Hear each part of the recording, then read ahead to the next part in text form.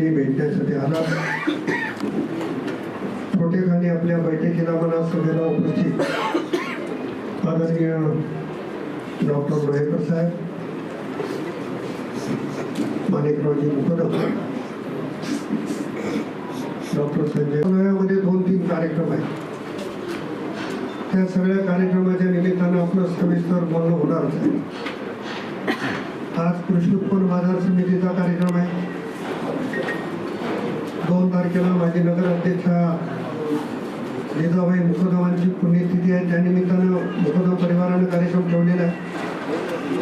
आणि त्यानंतर नगरपालिकेचा शपथ ग्रहणाचा कार्यक्रम हा आपल्याला तिथं घ्यायचा आहे.